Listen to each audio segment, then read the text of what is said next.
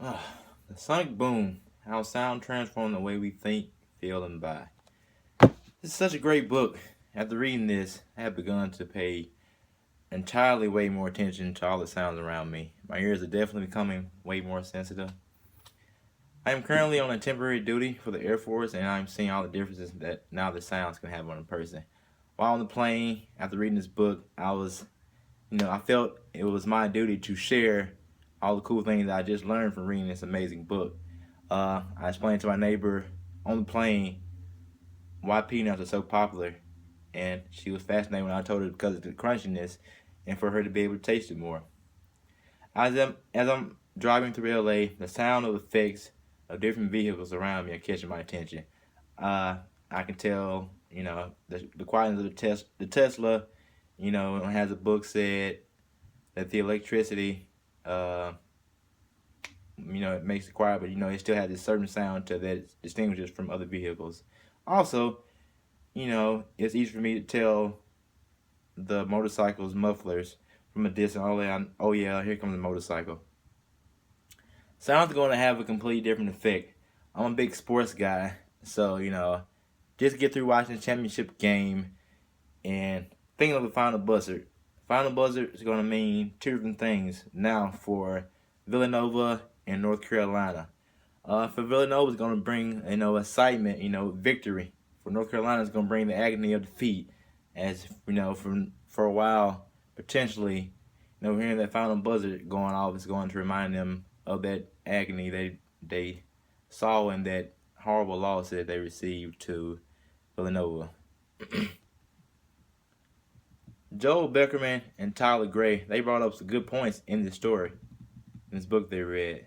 I'm gonna hit on a couple points throughout this. According to Ascentig Institution, here is the highest sense of and is a cornerstone upon which all highest social values are built, so it makes sense for marketers to attack this for consumers' attention. First point I want to hit on is the sizzling effect that fajitas produce at Chili's.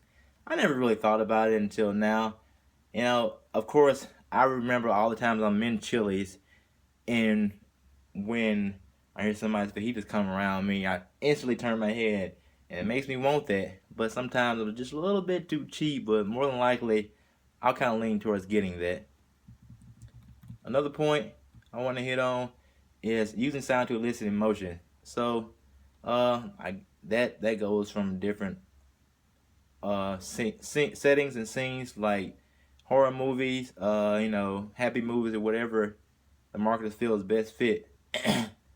Another thing, the style of music that people play. I like the fact that they brought that up. I never really paid attention either until now. That for I guess upscale restaurants, their music is a little bit softer, and it kind of provokes you to want to eat healthier, which is a good thing. I like that the marketers are doing the study and actually putting forth the effort to do this at their restaurants. Also, another thing that amazing was the whole Disney World aspect. I never really paid attention to like the whole quote unquote fake quietness. I think it's a pretty good transition for one thing to another. Oh, the biggest thing that caught my eye was the whole horror movie thing and how they say, oh, you should cover your ears instead of your eyes. Yeah, it makes sense that now if you cover your ears, it won't be nearly as scary. So, I read an article on Brooks' blog on the importance of sound of film. It said it's a perpetually often overlooked. Though film is considered a visual medium, and all it takes is one click on the mute button to tell exactly how much movies depend on audio to convey emotion. The story and even the voice of a particular filmmaker, good sound design, editing and scores can make a decent film phenomenal. Just as bad sound can detract from its success. The sound effects you hear in any given scene of a film are not the sounds that were recorded in production. Most sound effects, such as cars, footsteps, gunshots, and general ambient noise, recreated and added later by sound editorial. These are the major things that make these movies what they are today. Not the visual effects, it's always about the sound. Another thing I want to think about is the restaurants and how they use their sound to get their people's attention. Read an article by John Harrison who says that Golden Corral, they purposely stage fresh rolls during diner service to increase the guest appetites. And what they do to catch the diners' attention is they ring a bell, and that instantly provokes the smell and makes them want to go get more of their bread.